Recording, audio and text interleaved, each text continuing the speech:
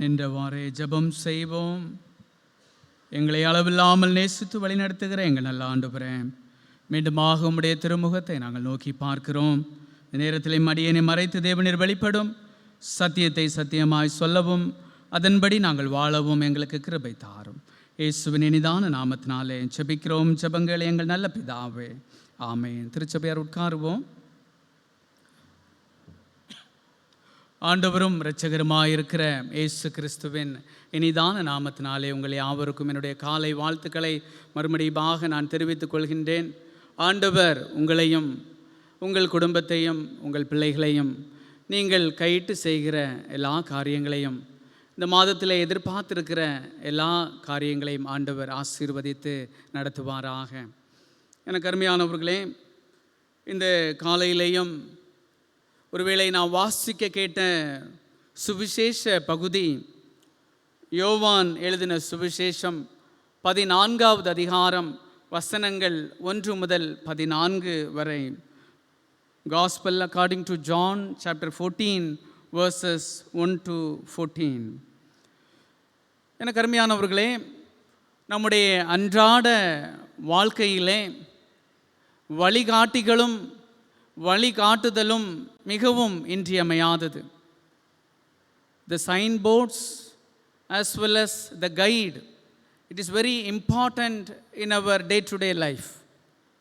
ஒருவேளை ஒரு ப்ராடக்ட், நாம் ஒரு பொருளை புதிதாக வாங்கும்போது how to use, direction to use என்று சொல்லி அங்கே ஒரு சில கைட்லைன்ஸ், அங்கே ஒரு சில இன்ஸ்ட்ரக்ஷன்ஸ் கொடுக்கப்பட்டிருக்கிறது என்று சொல்லி நாம் பார்க்கிறோம். ஒருவேளை அந்த வழிகாட்டுதலின் அடிப்படையிலே, அந்த கைட்லைன்ஸ் அடிப்படையிலே நாம் அதை பயன்படுத்தவில்லை என்றால் அந்த பொருளுடைய அந்த பயன்பாடு நமக்கு இல்லாமல் போய்விடுகிறது.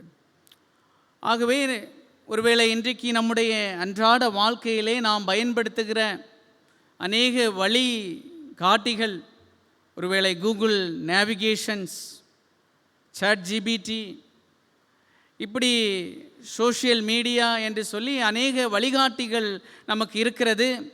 சில நேரங்களில் இந்த வழிகாட்டிகள் நமக்கு இல்லை என்றால் நம்முடைய கை கால்கள் சில நேரங்களில் செயல்படாமல் போய்விடுகிறது. இன்றைக்கு நாம் வாசிக்க கேட்ட யோவான் எழுதின சுவிசேஷம் 14வது அதிகாரத்திலையும் ஒருவேளை நீங்கள் வசனம் 14வது அதிகாரத்திலே 6வது வசனத்தை நீங்கள் பார்ப்பீர்களானால் 6th verse, அதற்கு இயேசு, நானே வழியும் சத்தியமும் ஜீவனுமாய் இருக்கிறேன். I am the way, the truth and the life. நானே வழியும் சத்தியமும் ஜீவனுமாய் இருக்கிறேன். அப்படியானால் நம்முடைய ஆண்டவராகிய இயேசு கிறிஸ்து நமக்கு வழியாக இருக்கிறார். கடந்த வாரத்திலே மெய்ப்பனின் சத்தத்தை அறிதல் என்று சொல்லி நாம் தியானித்தோம். Knowing God's voice. எத்தனை பேருக்கு ஞாபகம் இருக்கிறது? காலையில் போட்டிருக்கு, அதாவது காலையில் சாப்பிடுகிற பிரேக்ஃபாஸ்ட்டே சில நேரங்களில் ஞாபகம் இருப்பதில்லை இல்லையா? போன வாரத்தில் உள்ள செய்தியை எப்படி நம்ம சொல்கிறது, சில நேரங்களிலே மறந்து போய்விடுகிற ஒரு இயல்பு நமக்கு இருக்கிறது. கடந்த வாரத்திலே மெய்ப்பனின் சத்தத்தை அறிதல் என்று சொல்லி நாம் தியானித்தோம். இந்த நாளிலே மெய்ப்பனின் வழி என்கிற தலைப்பிலே உங்கள் மத்தியிலே நான் பேச வேண்டும் என்று சொல்லி ஆசைப்படுகிறேன்.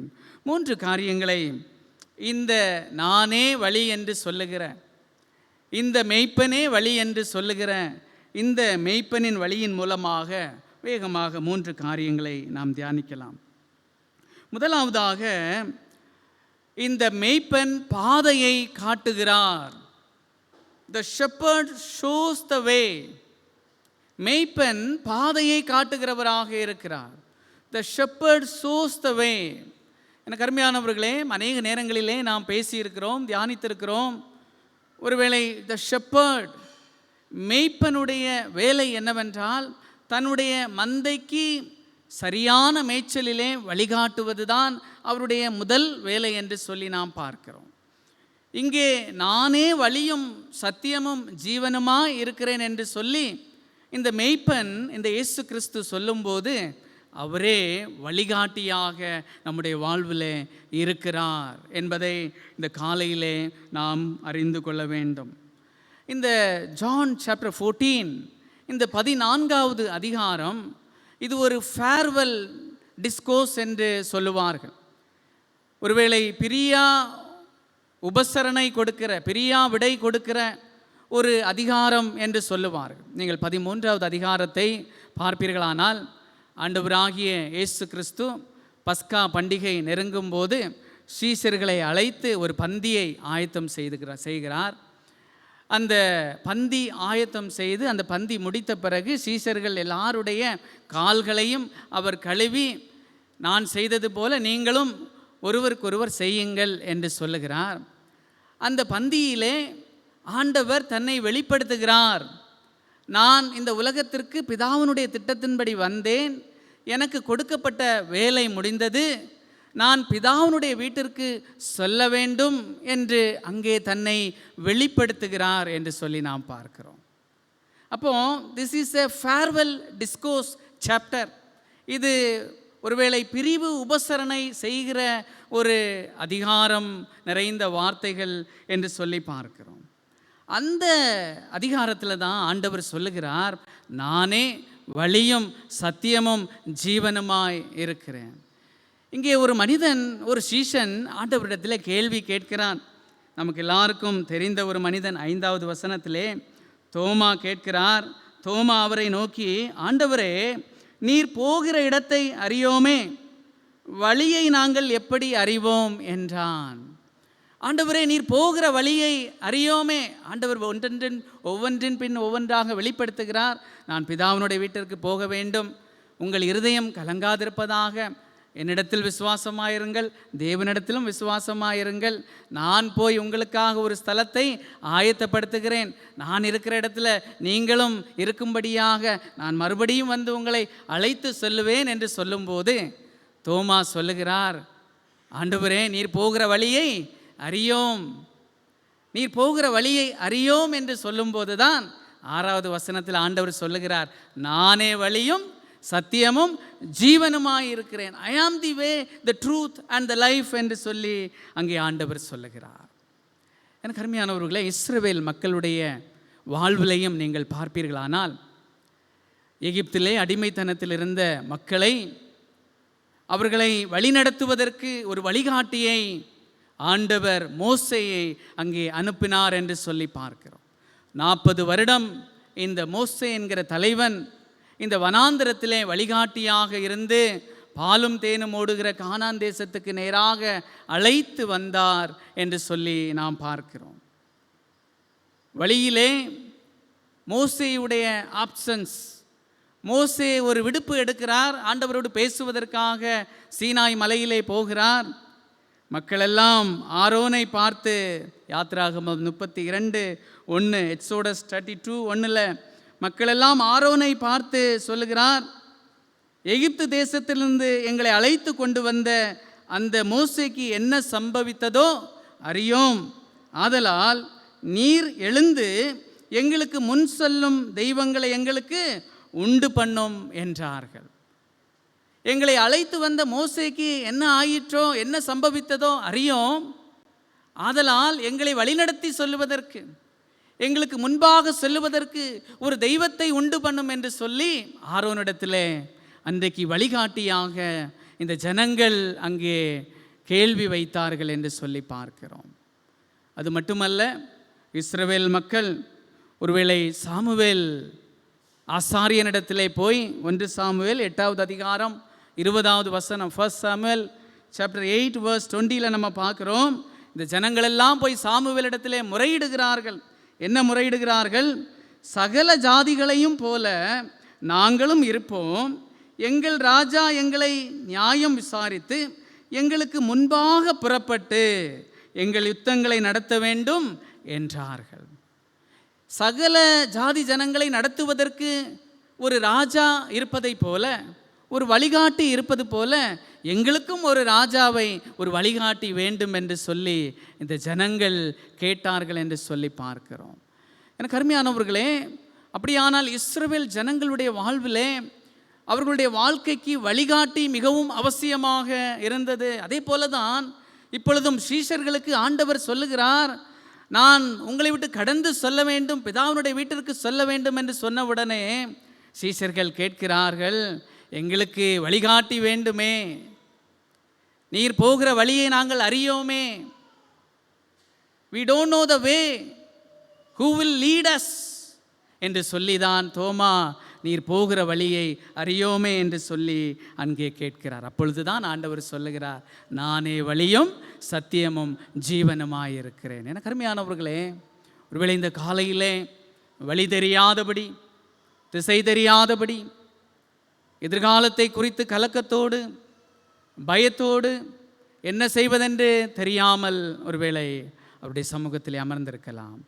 அவர் வழிகாட்டியாக, இந்த மெய்ப்பன் நமக்கு வழிகாட்டியாக நமக்கு இருக்கிறார். அவர் முன் செல்வார், நாம் அவருக்கு பின்பாக சொல்ல வேண்டும். ஏனென்றால் இந்த மெய்ப்பன் வழிகாட்டியாக இருக்கிறார். எனக்கு அருமையானவர்களே, சில நேரங்களிலே நாம் வழிகாட்டியாக பயன்படுத்துகிற artificial intelligence, AI, ChatGPT, Google navigations, social medias, சில நேரங்களிலே ஒருவேளை நாம் சொல்ல வேண்டிய இடத்திற்கு செல்லாதபடி மாற்று வழியிலேயும் கொண்டு செல்லலாம். ஆனால் இந்த மெய்ப்பன் நானே வழியும் சத்தியமும் ஜீவனுமாய் இருக்கிறேன் என்று சொல்லும்போது அவர் மாற்று பாதையில் அல்ல, ஜீவ பாதையிலே, நீதியின் பாதையிலே நம்மை நடத்துவார். ஹல்லேலூயா. எனக்கு அருமையானவர்களே, மெய்ப்பன் பாதையை காட்டுகிறார். இந்த மெய்ப்பனுடைய பாதையிலே நாமும் பின்தொடர்ந்து செல்ல ஆண்டவர் இந்த காலையிலே நம்மை அழைக்கிறார். இரண்டாவது, நானே வழியும் சத்தியமும் ஜீவனுமாய் இருக்கிறேன் என்று சொல்லும்போது இந்த மெய்ப்பனே வழியாக இருக்கிறார். இந்த மெய்ப்பன் வழிகாட்டியாக மட்டுமல்ல, இவரே வழியாக இருக்கிறார். He is the shepherd, he is the way, this shepherd is the way. இந்த மெய்ப்பனே வழியாக இருக்கிறார். வேறு மெய்ப்பன் தேவையில்லை, வேறு எந்த உதவிகளும் தேவையில்லை, வேறு எந்த சப்போர்ட்டும் தேவையில்லை. இவரே வழியாக இருக்கிறார். வேறு எந்த மாரல் சப்போர்ட்டும் நம்முடைய மெய்ப்பனுக்கு தேவையில்லை.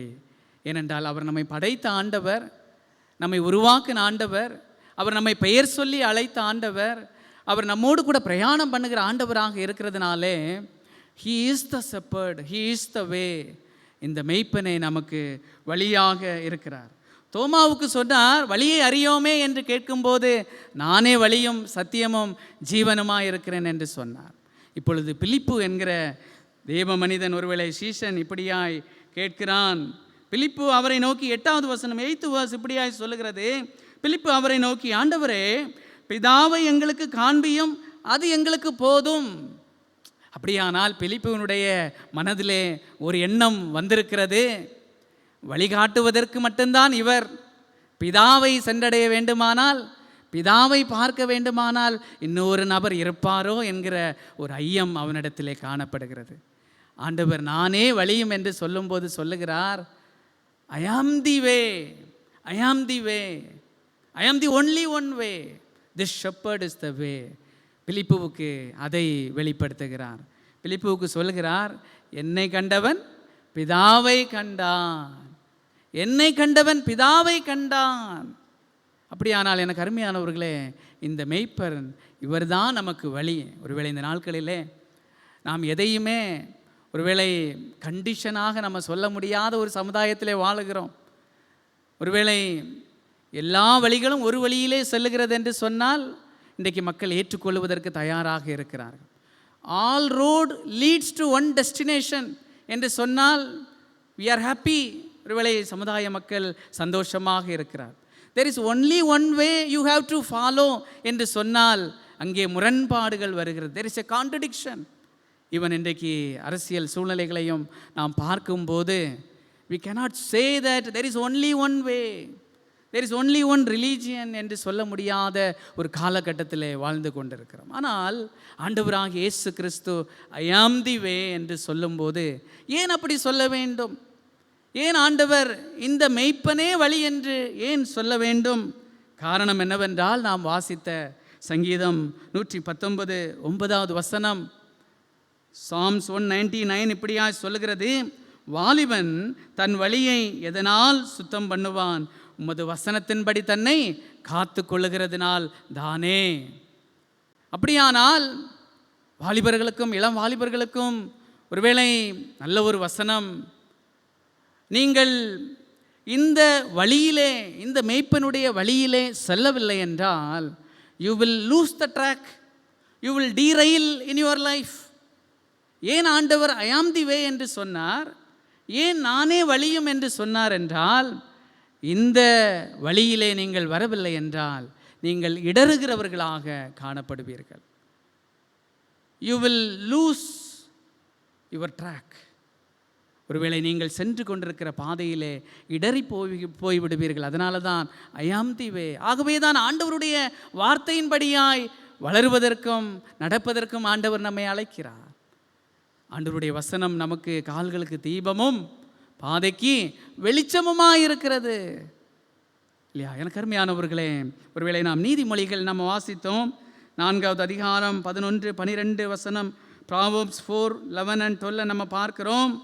என் மகனே, ஞான மார்க்கத்தை நான் உனக்கு போதிக்கிறேன், செவ்வையான பாதையிலே உன்னை நடத்துவேன். வாட் a beautiful word இல்லையா? இந்த மெய்ப்பனே வழி என்று சொல்லும்போது, ஐ ஆம் தி வே என்று சொல்லும்போது, இந்த ஆண்டவருடைய வழியிலே நடக்கும்போது ஜீவ மார்க்கத்திலே நம்மை நடத்துகிறாராம், செவ்வையான பாதையிலே நம்மை நடத்துகிறாராம். நம்ம என்ன செய்ய மாட்டோம்? வழியில் இடரமாட்டோம். That's what he says, I am the வே. அதனால தான் ஆண்டவர் சொல்கிறார், நானே வழியாக இருக்கிறேன், நீ எந்த வழியில் வேணாலும் போ, you will derail in your track. ஆனால் என்னுடைய வழியிலே வருவாயானால் உன்னுடைய வாழ்விலே இடரல்கள் இல்லை. அப்படியானால் நம்முடைய வாழ்விலே இடரல்கள் இல்லை என்று நான் சொல்லவில்லை. I am not saying that we will not stumble. I am not saying that we will not have obstacles. ஆண்டவருடைய பாதையில் போனால் நமக்கு இடரல் இல்லை என்று நான் சொல்ல மாட்டேன், நாம் தடுமாற மாட்டோம் என்று நான் சொல்ல மாட்டேன். ஆனால் ஆண்டவருடைய பாதையிலே நாம் சென்றால், நாம் தடுமாறினாலும் நாம் மறுபடியும் எழுந்து நிற்போம். அதுதான் இந்த ட்ராக்கில் இருக்கிற ஒரு ஜீவன், அதுதான் இந்த ட்ராக்கில் இருக்கிற ஒரு சுவாரஸ்யமான ஒரு விஷயம்.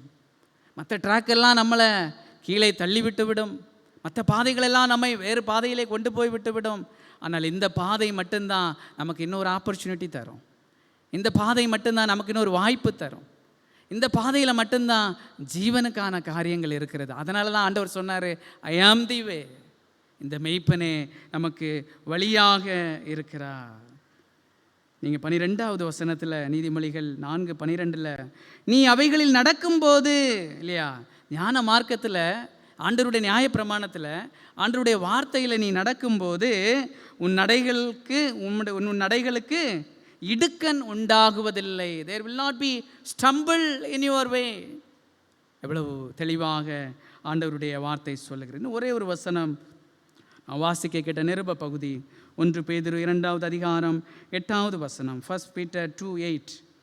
அவர்கள் திருவசனத்திற்கு கீழ்ப்படியாதவர்களாக இருந்து இடறுகிறார்கள். ஆண்டவருடைய வார்த்தைக்கு கீழ்ப்படியாததுனால, ஆண்டவருடைய பாதைக்கு போக விருப்பம் இல்லாததுனால அவர்கள் வழியிலே இடறுகிறவர்களாக காணப்படுகிறார்கள்.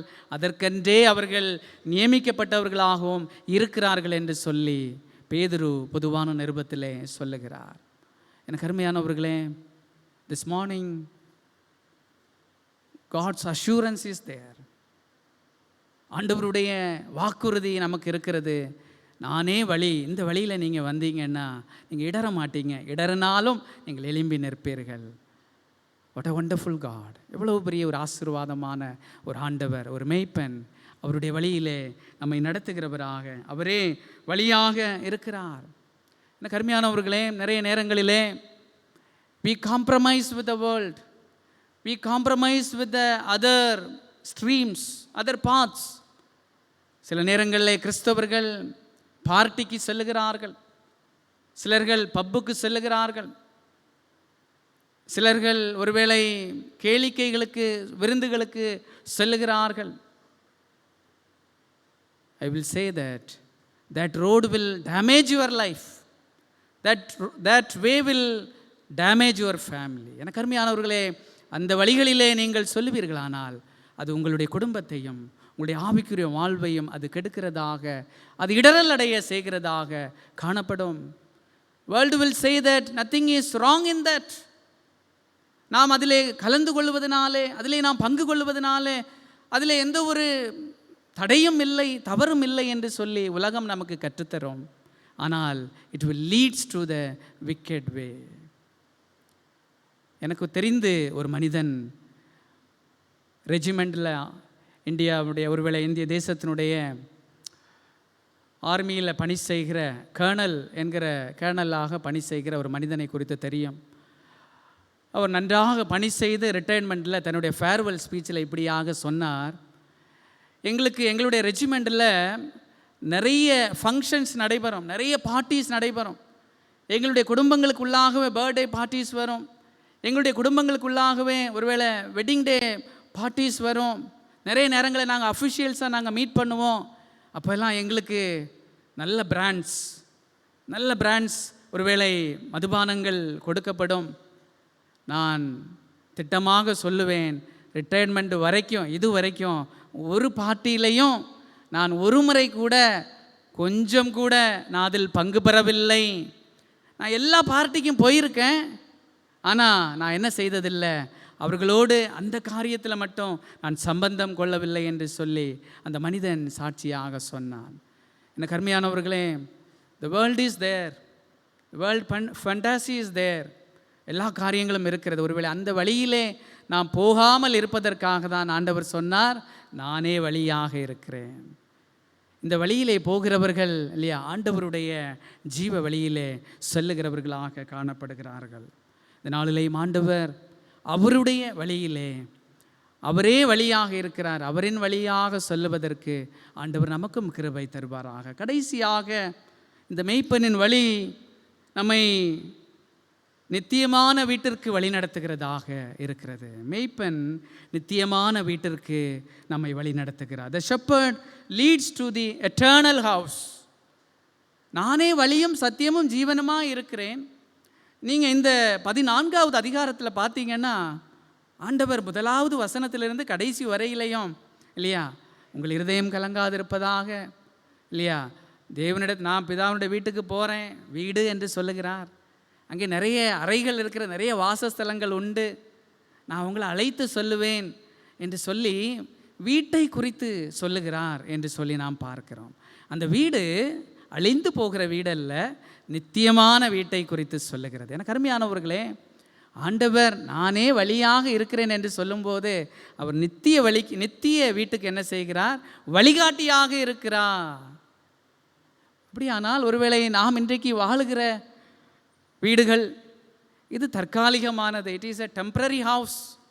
நம்ம ரொம்ப இல்லையா, ஒருவேளை அதிகமான ரூம்களை கொண்ட, வசதிகளை கொண்ட வீடுகளிலே நாம் வசிக்கலாம். நீங்கள் வசிப்பதை நான் தவறுன்னு நான் சொல்லவே இல்லை.